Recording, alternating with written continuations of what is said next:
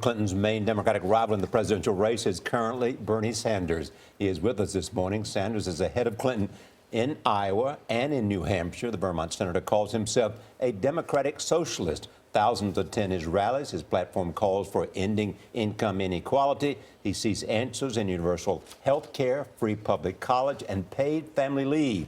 He is on the cover of this week's Time magazine, and we're pleased to have him here in Studio 57. Welcome.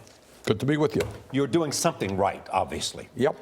We want to talk about you and how you define yourself. People talk about socialist and democratic socialist. For you, what does it mean? What it means is we should take a hard look at countries like Denmark, Norway, Finland, other countries around the world, which have achieved some enormous gains for the middle class and working families of these countries. We are the only major country on earth that doesn't guarantee health care to all of our people. The only major country that doesn't have paid family and medical leave, sick time for our workers, paid vacation time. Many countries around the world make sure that their young people can get free public college and free tuition at public colleges and universities. We have far more income and wealth disparity than most major countries on earth. And while we have seen in recent years, Charlie, a proliferation of millionaires and billionaires, we continue to have the highest rate of childhood poverty of any major country on earth. These are some of the areas that I think we've got to focus on. Does it mean a lot more involvement of the government in our lives? What it does mean is that we are going to ask the wealthiest people in this country who are doing phenomenally well, many large corporations that are making billions of dollars in profits and not paying a nickel in taxes, to in fact start paying their fair share of taxes, so that we do not continue to see the disappearance of the middle class, do not continue to see 45 million people living in poverty, and bring us a little bit more equality in the country than we currently have. What does that mean to make the wealthiest Americans pay their fair share? Would that mean taxing the wealthiest Americans at 90%? No, as you I don't think you have to go up to suggested 90%. But you can remember that under people like Dwight David Eisenhower, we had a tax system that was far more progressive than it was today. When you Which have was around 90%. Yeah, I don't know that you have to go there. We will come up with some very specific ideas. But how can you do that? I mean, you're promising free health care for everybody, college for everybody, paid leave, and you haven't yet said how you're going to pay for it. And you've suggested you would tax the wealthiest Americans at a rate about 90%. No, I did not suggest that. Then what would you tax the wealthiest Americans? This how is would what you we pay would for do. This plan? This is what we would do. If you want tuition-free public colleges and universities, which I believe we will have a tax on Wall Street speculation, which will more than pay for that. We will end the fact that profitable corporations, in some cases in America today, pay zero in federal taxes because they stash their money in the Cayman Islands and in Bermuda. You want to raise the corporate tax rate? Whoops. Sorry. Yeah. Sorry. By how much would you raise the corporate tax rate? Because right now you've seen estimates. People are saying the estimate from the Wall Street Journal is $18 trillion. But what the Wall Street Journal said, and we responded to it, is that that included $15 billion for a national health care program.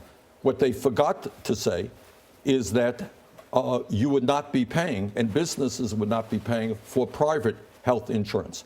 So in other words, right now, if you're paying $12,000 a year for Blue Cross Blue Shield, you would not be paying that. In fact, every study indicates that we pay more per capita for health care than any other nation on earth. We would lower that cost. That is true. You are calling for a single-payer health care system, but your own state of Vermont tried that in 2011, and the Democratic governor has said, we can't afford it, and so they've rolled it back. Your own state can't even carry it through. How's America going to do it? Because every other country in the world, in one way or another, does it. I live 100 miles. Why couldn't Vermont figure it out? Well, you have to ask the governor for that. I'm not the governor of the state of Vermont. But you can ask the conservative Prime Minister of Canada how they have a single-payer health care system. You can ask every other major country on earth how they guarantee health care to all of their people with far less cost per capita than we do in the United States. You can ask how it is that we pay the highest prices in the world for prescription drugs. 1 out of 5 Americans can't even afford the cost of prescription drugs in this country and fill the prescription their doctors write. There's no disputing what you're talking about. I think what your own Democratic governor, and you're running as a Democrat, encountered in Vermont is that while it was an ideal to give everyone health care for all, the ability of actually paying for it became the real problem. And he didn't want to bust the budget in Vermont. What we are talking about now, number one, let's be clear. We spend far more per capita on health care than do the people of any other country. 30 million people today have zero health insurance. Millions more are underinsured. No one debates that fact. What the story is how can you create universal health care for every man, woman, and child and do it in a cost-effective way? Other countries do it. The United States of America can do it. Now, I know the private insurance companies don't like this idea. We're going to put them out of business. And the drug companies that are ripping off the American people and charging us the highest prices in the world don't like the idea. Tough luck. Two things. One, is it time to sort of lay out the specifics that you have in terms of spending priorities as well as tax reform? Sure. In terms of what levels you'll be taxing, where the deductions that you will recommend be eliminated, and all of that. Charlie, the answer is yes. And the answer is we have been in this campaign for 4.5 months, and I haven't been able, we have more information out there, more specifics than I think most other candidates. We've been talking so much about money. Let's talk a little bit about just your recent fundraising. You Yeah. had so many people come forward with tiny donations. Yes. Why do you think it is? What is appealing to these small, I think it's like $31 is what the average? $31.21, but who's counting? But what do you think they it keep is? sending. Right, I mean, these small donations are very different from the, the front runner, which is Yes. Hillary Clinton. Well, look, I have said we don't have a super PAC. All right. I don't want a super PAC. I don't represent the corporate agenda. I don't represent billionaires. I don't want their money. But what we are trying to do is to see whether millions of people are prepared to make modest contributions, $31, to say that, you know what, maybe we will create a government that works for ordinary Americans and not just for the wealthiest people in this country, who today clearly dominate what goes on in Congress. We have a campaign finance system through Citizens United, which is corrupt.